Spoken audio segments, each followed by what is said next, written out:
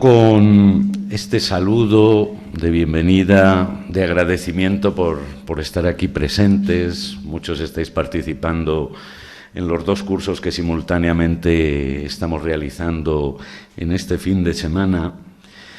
Pues decir que es una alegría inmensa el poder participar en la presentación de esta obra, porque además de tener este título tan sugerente, Confluencias entre psicoterapia y espiritualidad, el libro que presentamos se enmarca dentro de una colección que ya cuenta con 9 títulos, más otro que está en preparación y que está muy ligado a la Cátedra Edith Stein, que ha cumplido apenas hace unos meses 10 años desde sus orígenes.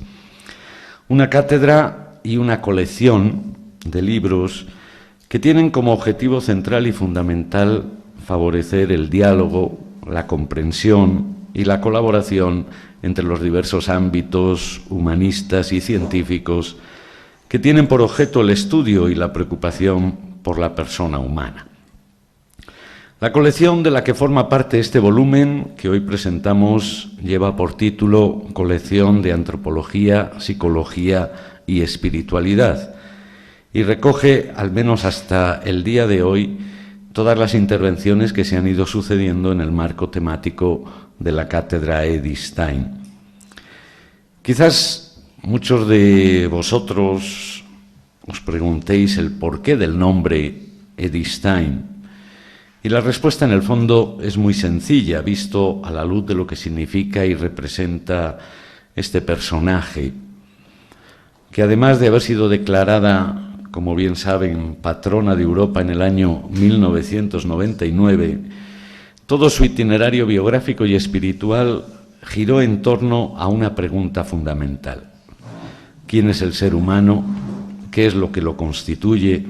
¿Qué es lo que llena de sentido su vida? ¿Qué fundamenta su dignidad? Preguntas que hoy siguen resonando en el trasfondo de una problemática humana y social que en el fondo nos sigue hablando de la gran desorientación frente a las respuestas o la respuesta a dichas preguntas, como si nunca se hubiera dado o como si nunca hubieran encontrado una solución. La ideologización de tantas cuestiones que afectan al ser humano fueron ya durante el siglo XIX la razón de la desorientación, de la fluctuación ideológica, del nacimiento de los extremismos, etcétera, etcétera. Algo que parece repetirse en cierta medida en nuestra actualidad y que sin duda vuelven a convertir estas preguntas en urgentes e imprescindibles en la construcción de sociedades auténticamente humanas y solidarias.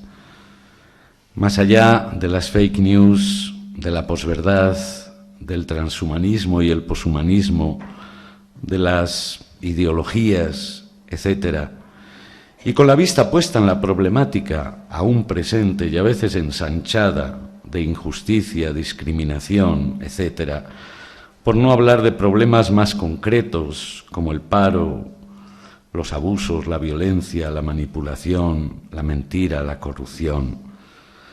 Todo ello nos habla de que aún no parecemos tener una respuesta, o al menos no queremos aceptar y acoger respuestas que, fundamentadas en la ciencia, en el pensamiento, en la reflexión, en la razón, hoy son capaces de dar respuesta suficiente a tantas problemáticas.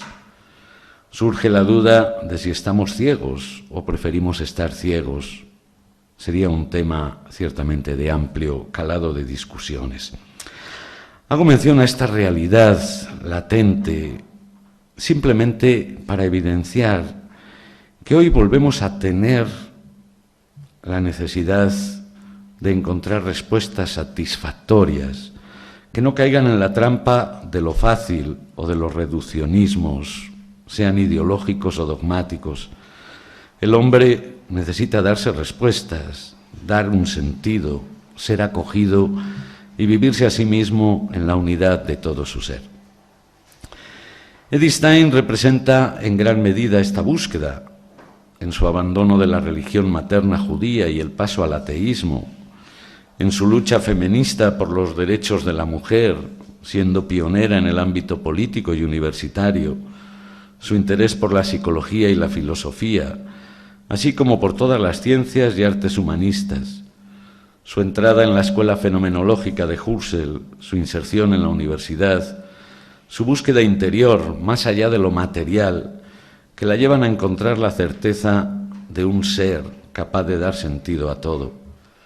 El buscar y fundamentar el diálogo entre culturas, corrientes de pensamiento y religiones, su preocupación por una verdadera educación, su antropología diferencial, que recobra una actualidad imponente frente a la deserción de lo propio y de lo individual, potenciar la libertad del individuo y la conexión con la experiencia interior y mística, sin que se den rupturas, sino una complementariedad al servicio de la realización personal y comunitaria. Son matices de una biografía capaz de unir, de dialogar, de confrontar y de estimular, todo con el objetivo de ayudar al ser humano a vivir más plenamente. Ese es el espíritu que subyace y potencia tanto la cátedra que lleva su nombre como la colección de estudios que en estos 10 años se han venido publicando. Maribel Rodríguez, con este empeño, está alcanzando, podríamos decir, ese valor y esa apertura de caminos que seguramente seguirán teniendo cada día un eco mayor. Puede que no sea una visión acogida aún por la mayoría y que ni siquiera esté de moda, pero creo que todos somos conscientes de lo absolutamente necesario. Todos caminando en la misma dirección, buscando con honradez intelectual y espiritual lo mejor para el ser humano concreto. Por eso, más que ante un proyecto editorial o de investigación, estamos además frente a un valor imprescindible para nuestra sociedad actual. Bastaría recordar los títulos que han ido abriendo y forjando esta colección, integrando la espiritualidad en la psicología, el sentido de la vida ante la crisis, la experiencia mística, espiritualidad y salud integral, de víctimas a supervivientes, meditación y contemplación, conciencia e interioridad, el yo y la identidad, un qué o un quién, confluencias entre psicoterapia y espiritualidad que hoy presentamos y acompañar en el dolor y en el sufrimiento el volumen que está en prensa. Esta obra que hoy presentamos es el resultado de la cátedra celebrada en octubre del año 2018. Aquí se recogen un total de 10 estudios, aparentemente diferentes entre sí, pero que tienen la virtud de potenciar una visión de conjunto y unitaria, sin necesidad de caer en sincretismos o exclusivismos. El objetivo es siempre entrar en el corazón de cada perspectiva, científica, religiosa, cultural, experiencial, para que se abra el panorama al lector de una mejor comprensión y de una interacción capaz de llevarnos a una confluencia y encuentro. Una visión científica e interdisciplinar, pero igualmente práctica y experiencial. Ya los autores de los artículos que componen esta obra que hoy presentamos, sobradamente conocidos en los ámbitos propios de especialización, ya nos dan un panorama de la riqueza que vamos a encontrar en estas páginas. Pensemos en el italiano Amadeo Cencini y en su aportación Psicología y Espiritualidad, el hombre como misterio. Eduardo Brick sobre la psicoterapia y la espiritualidad en una sociedad de consumo. ¿Cómo incluir la dimensión espiritual en la psicoterapia? Pregunta a la que trata de dar respuesta Maribel Rodríguez. ¿Es más efectiva la psicoterapia cuando incluye las creencias religiosas?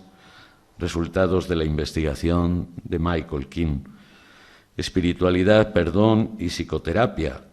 de la psicóloga Inés Serrano, o Terapia Cognitiva y Juan de la Cruz, de Luis Jorge González, o El silencio que sana, la meditación, de Vicente Merlo, o la aportación de la espiritualidad monástica, tanto desde la perspectiva budista como desde la perspectiva cristiana, que nos presentan sendos autores como el budista Karma Tempa o José Antonio Vázquez Mosquera. Y una realidad que preocupa y que ciertamente hace de colofón a esta obra, la conducta suicida y el sentido ante la vida, cómo intervenir, de Alejandro Rocamora. Como ven, un libro cargado de contenidos, de perspectivas, que quieren ser realmente una invitación a percibir y a descubrir esa realidad profunda que fluye entre las diversas realidades y las diversas perspectivas. Y por último, pero quizás no menos importante, una breve anotación de agradecimientos a quienes hacen posible de una u otra manera el haber llegado a la edición de estas obras, la Fundación CITES y la Universidad de la Mística que nos acoge, la editorial Monte Carmelo y el grupo editorial La Fonte, pero fundamentalmente pues a Maribel, que es quien hace posible este producto final que llamamos libro y que es el resultado no solo de investigación, sino de mucha reflexión, de contactos, de encuentros, de deseos, en definitiva, de abrir caminos de encuentro. Y aunque creo que es sobradamente conocida de todos ustedes, brevemente quiero decir una palabra sobre la coautora y directora de esta obra. Como saben, ella es doctora en medicina, especializada en psiquiatría y psicoterapeuta, autora de diversos libros y de diversas obras en colaboración, así como de diversos artículos. También desde hace unos meses se dedica a la actividad radiofónica en un nuevo programa sobre salud mental y espiritualidad, ¿no? De la mente al espíritu, ¿no? En Radio María, que son solo, yo diría que unas migajas de todo lo que forma parte de su currículum. Pero quizás lo que más la cualifica, y sobre todo yo creo que queda más plasmado en este libro y en todos estos libros que ha venido preparando en colaboración, es su ser de mujer apasionada, entregada, preocupada por el otro, por los otros, y buscadora incansable de esos nexos que hacen posible percibir la verdad. Una verdad no intelectualista, no dogmática, sino fundamentada en la ciencia y con una apertura existencial, que busca forjar personas saludables, que busca crear puentes y caminos de diálogo, que pretende en definitiva ayudarnos a vivir con conciencia e identidad en la armonía de todo nuestro ser. Es mucho lo que hemos de agradecer a Maribel en esta tarea y empeño, y por eso la dejamos a ella para que de una manera más concreta, más cercana, nos hable del valor de lo que implica y conlleva el título de esta obra. Muchas gracias, Maribel. Muy bien, muchas gracias, Javier, por la presentación y perdón, estoy sin voz. Bueno, ya saldrá la voz que tenga que salir.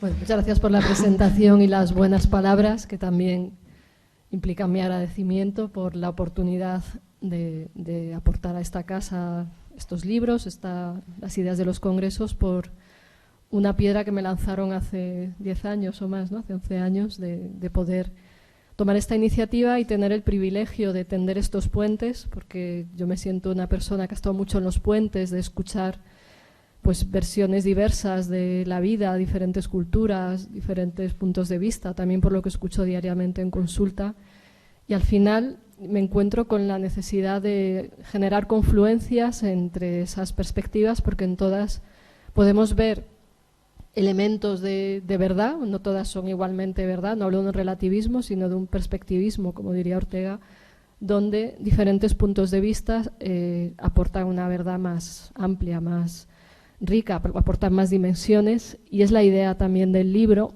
que fue cuando pensaba en la idea del Congreso. El libro refleja las ponencias del Congreso que llevaban el mismo título.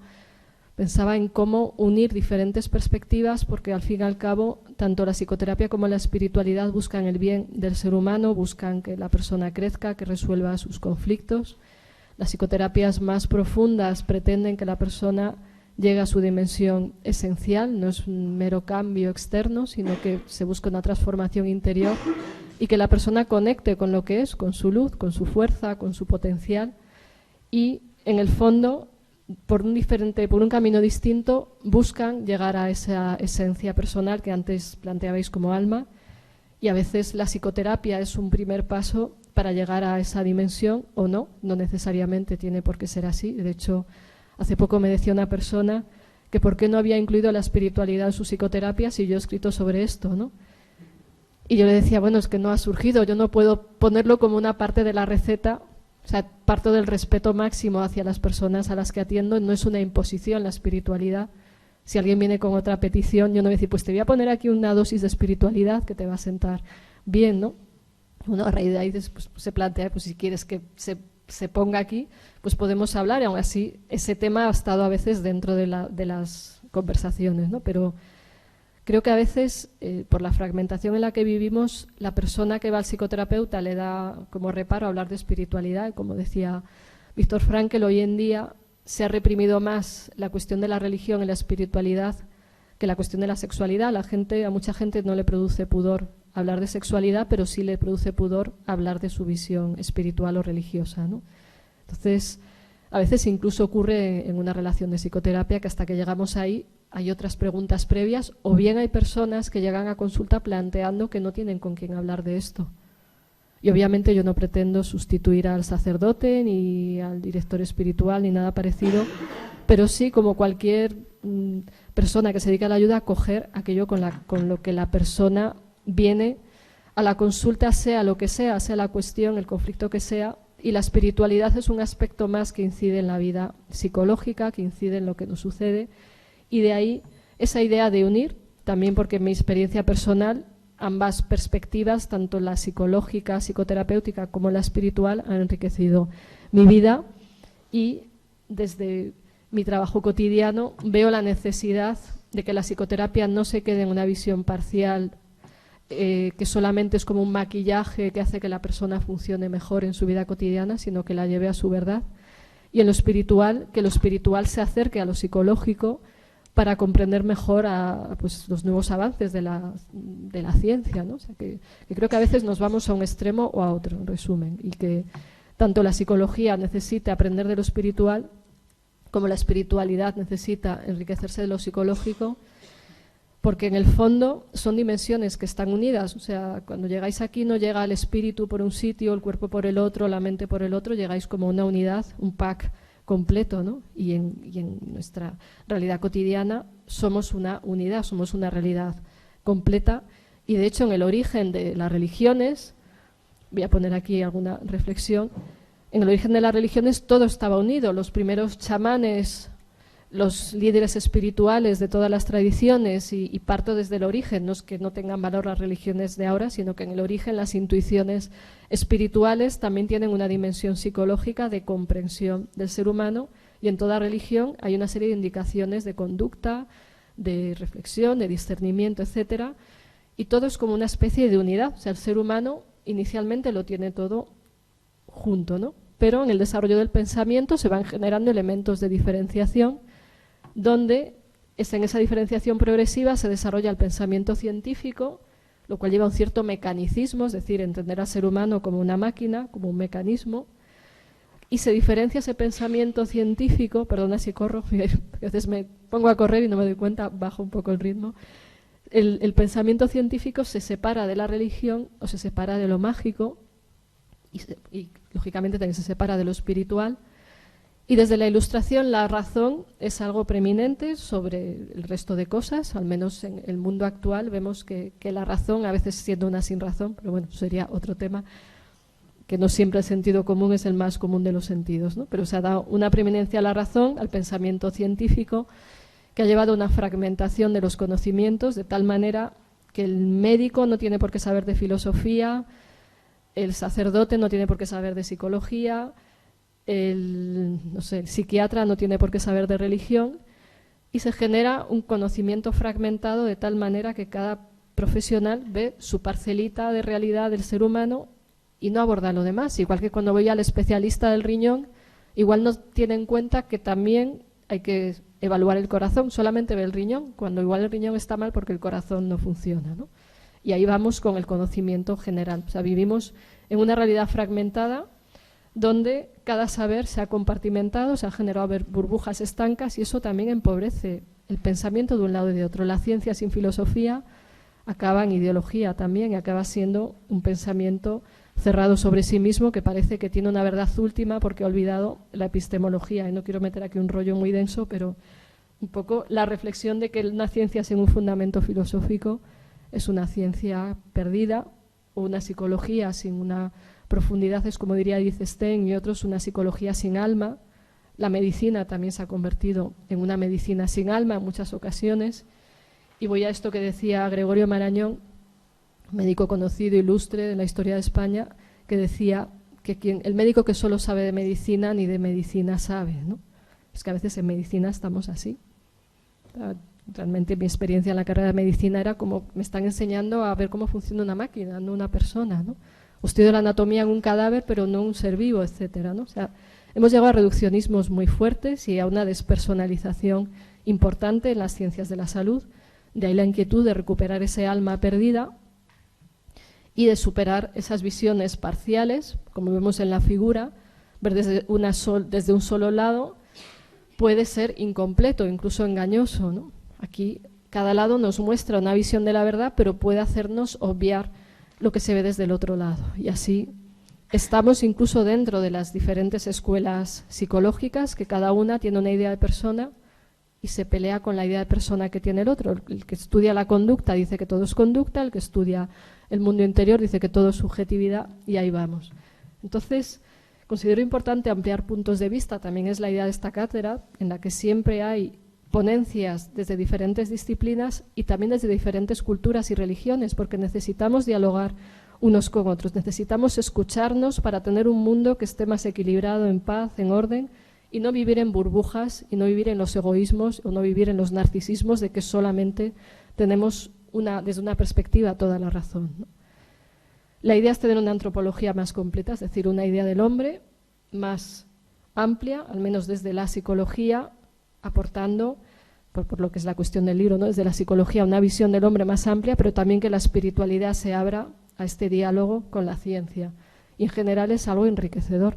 A veces es verdad que necesitamos traducirnos, no siempre los científicos nos enteramos de qué dicen los filósofos o los religiosos o lo queremos todo racionalizar, ¿no? Pero el ir entendiendo el lenguaje, el idioma del otro es una riqueza, nos abre la mente, nos desarrolla el cerebro, o sea, hasta por puro egoísmo escuchemos otro tipo de perspectivas y hablemos con los que son diferentes, porque si no nos metemos demasiado en una sola visión y acabamos con anteojeras puestas, ¿no? Aquí he desarrollado un poquito más de por qué incluir la espiritualidad en la psicoterapia. Cuando yo me planteé esta cuestión de si incluyo o no la espiritualidad en la psicoterapia, la verdad es que ya partía de un sesgo previo. Había leído mucho a Viktor Frankl durante la carrera de medicina, El hombre en busca de sentido, y a mí personalmente me aportó. Pero también yo me encuentro hoy en día, y como me aportó, pensé que aportaba a los pacientes, por lo tanto no acabé la frase, y hoy en día me encuentro que al hablar de esto muchos pacientes me piden que sea yo su terapeuta porque yo tengo en cuenta esta dimensión espiritual. Y sinceramente yo no doy abasto. Ojalá hubiera más terapeutas que tuvieran esto en cuenta, ¿no? A veces confunden psicoterapia y dirección espiritual y tengo que aclarar que yo no hago una dirección espiritual. O sea, que tengo una psicología que se abre a lo espiritual, pero desde la visión psicológica, no estoy haciendo un camino de dirección, de gurú, de maestro espiritual, de acompañante espiritual, etcétera. Entonces los pacientes lo piden porque es importante para ellos, y esa ha sido mi experiencia, sobre todo al entrar en el tema del sentido. Hace años tenía más timidez para entrar en esto, pero veía que al entrar en la logoterapia, en el sentido de la vida, la logoterapia es la terapia que trabaja el sentido, pues los pacientes lo consideraban importante y llegaban espontáneamente a la espiritualidad. Aporta más recursos y dimensiones para la terapia, para el paciente y para el terapeuta, es decir, da más dimensiones de sentido, por ejemplo. Aporta más elementos para enriquecer la vida. Está también la moda de la meditación. Mucha gente ha llegado a la espiritualidad por la práctica de la meditación. A veces para bien y a veces llega a una visión distorsionada de la espiritualidad, muy centrada en el propio bienestar personal y muy en el ombliguismo meditativo, ¿no? Pero la meditación es verdad que ha dado el paso de que la psicología abra la puerta a hablar de espiritualidad. Antes éramos más raros los que hablábamos de espiritualidad y gracias a que la meditación, el mindfulness, que es el tipo de meditación que se ha puesto de moda en la psicología, pues se puede hablar más de estos temas. Y, como ya he dicho, que al hablar del sentido de la vida surge, se lo paso rápido, que es una dimensión que forma parte del ser humano, al menos yo lo veo así. Evidentemente esta no es una visión que compartan todos mis colegas, especialmente si su visión es materialista. Como me decía un alumno de medicina, decías que somos cerebros con patas y con ojos. Ya está. ¿Para qué voy a pensar más, no? Pero el colmo es que otro alumno de medicina me decía, pero es que yo no puedo entender qué es mente. Entiendo lo que es el cerebro porque he visto cerebros y los he podido coger, cortar, diseccionar, pero qué es la mente me resulta imposible. O sea, era como que tal educación cerrada ha tenido que es imposible ir más allá de lo material, de lo concreto, ¿no?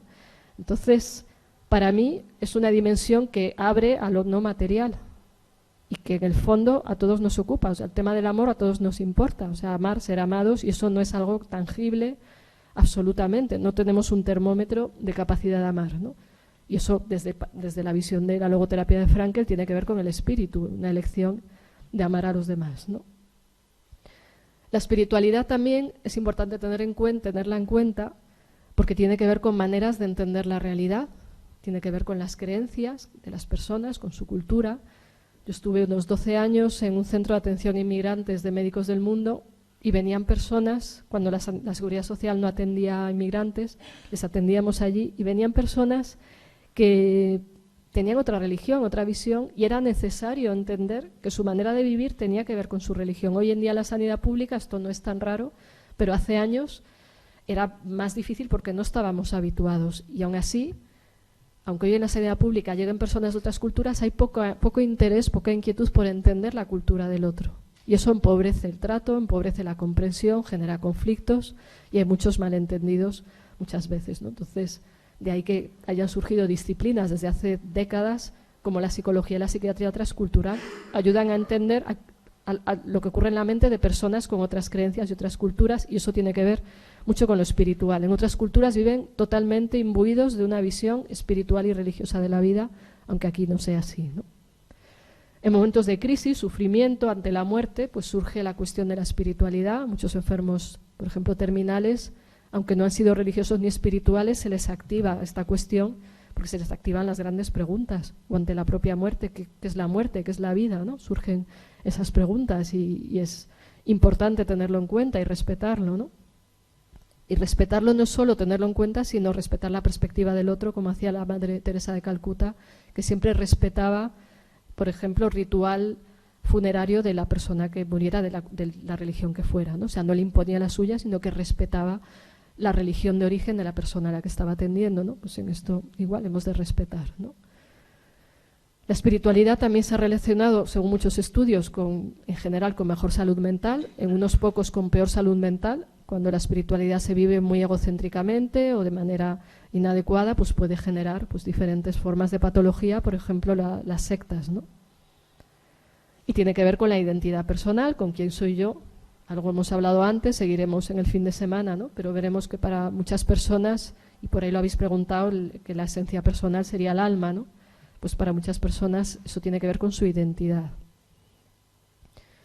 Con respecto al cuidado de esa dimensión del paciente, algunas ideas, porque todo esto, como digo, también es amplio.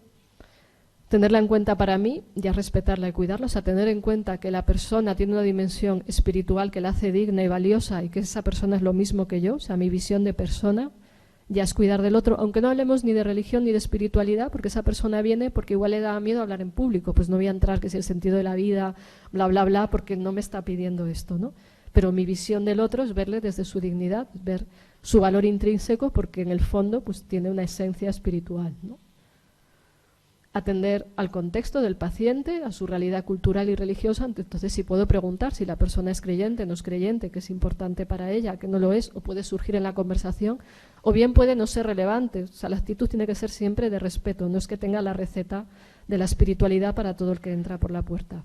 Incluso hay personas en las que puede ser perjudicial ponerse a hablar de espiritualidad. Por ejemplo, alguien que está en un delirio psicótico y se cree que es Jesucristo, pues no es buena idea empezar a hablar de la espiritualidad, porque le estoy retroalimentando la locura, ¿no? Cuidar el encuentro también desde la acogida, la calidez y el respeto, desde mi punto de vista, tiene una base espiritual, porque, como he dicho, para mí el amor surge de una dimensión profunda espiritual, que si yo cultivo tengo más capacidad de acogida, de escucha, de calidez y de respeto. Por eso hablo de amor y aceptación incondicional, no porque sea algo fácil, quizás el único que ama incondicionalmente es Dios, sino porque está en el horizonte la capacidad de acoger al otro con todas mis cualidades y capacidades, ¿no? Aunque tenga yo mis limitaciones y yo no amé absolutamente a todo el mundo, ¿no? Y la posibilidad de una escucha activa, que sí que en mi caso la meditación me ha aportado la estrategia o la técnica para aprender a generar un silencio interno y escuchar de verdad al otro, y eso está en todas las tradiciones espirituales. En el cristianismo se llama contemplación, pero en otras se habla de meditación, de atención plena, donde aprendes a generar un silencio y estar ahí para el otro, ¿no? E incluso el cuidado de la espiritualidad del psicoterapeuta, y con esto ya acabo, como la posibilidad de autotrascenderse, es decir, de mirar más allá de sí misma. Si yo estoy con otro, estoy mirando al otro, no me estoy mirando a mí como me está mirando el otro, entonces no me estoy trascendiendo nada. ¿Estaré cayendo bien al paciente? Pues ya no me estoy autotrascendiendo. O sea, estoy en lo que le sucede al otro, no estoy en qué provoco en el otro, salvo que haya un conflicto que haya que resolver, obviamente, ¿no?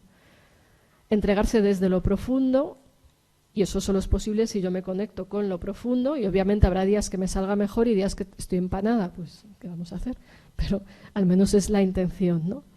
Y desde ahí mirar a lo profundo del otro, hacia el valor del otro, hacia el potencial del otro. Hay una cita que hace Frankl de Goethe, donde dice algo así como que si miramos a las personas como lo que son, les dejamos como son, pero si les miramos a dónde podrían ser llevadas, les podemos permitir llegar a donde podrían llegar, a otro lugar, ¿no? No es exactamente así la frase, pero viene a decir esto, ¿no? O sea, que si miramos a las personas como podrían llegar a ser, les damos la oportunidad de llegar más allá de donde están, ¿no? La idea de libertad y de responsabilidad, también yo creo que en las grandes religiones eso está planteado y ayuda al terapeuta a plantearse hasta dónde llega su libertad y su responsabilidad. Algunos terapeutas están en un extremo, otros en el otro. Ni soy responsable de todo lo que hace un paciente, ni es indiferente, ni puedo actuar con una libertad irresponsable, tengo que actuar con una libertad responsable frente a otro que sufre, ¿no? La congruencia, las terapias humanistas se trabaja mucho, que el terapeuta ha de ser congruente, y si no eres capaz de ser congruente, mejor no ayudes a esta persona, no estás siendo tú. No quiere decir ser infalible, sino procurar ser quien eres y ser lo más transparente posible, pero sin estar revelando obviamente tu intimidad, porque en terapia no estás hablando de ti, ¿no? Pero procurar ser congruente entre lo que dices y lo que haces, ¿no? Si yo a una persona le hablo del bien y luego la estoy perjudicando porque le hago esperar 3 horas, le doy un medicamento que no corresponde, le sienta mal, le digo que me da igual, pues es algo irresponsable e incongruente, ¿no? Con decir que deseo su bien. Y también para el propio terapeuta, más espiritualidad, suele haber más sentido y en general más resiliencia, fortaleza, consciencia y eficacia. Incluso hay estudios que muestran que los psicoterapeutas que meditan son más eficaces con los pacientes, que también están más presentes, están más ahí y ahora, ¿no? Y también estudios parecidos con el tema de la oración. O sea, los pacientes que hacen, los terapeutas que hacen oración, incluso rezan por sus pacientes, parece que obtienen mejores resultados según investigaciones curiosas que hay por ahí. Y bueno, son ideas así muy generales de por qué hablar de esta confluencia. Ya se ha comentado en el libro que partimos de diversas perspectivas. Yo sobre todo en mi capítulo hablo de esto. que he resumido ahora muy sintéticamente. Y yo espero, para el que se lo quiera leer, no es un libro solo para terapeutas, es un libro para cualquier persona que quiera profundizar en estos temas de psicología, espiritualidad. Espero que pueda aportar a quien le pueda interesar y que sirva para ahondar y reflexionar en estas cuestiones también del sentido de la vida. Y bueno, perdonad que he corrido un poco al explicar, porque me vienen muchas cosas a la cabeza y no sé si da tiempo a alguna pregunta o una preguntita.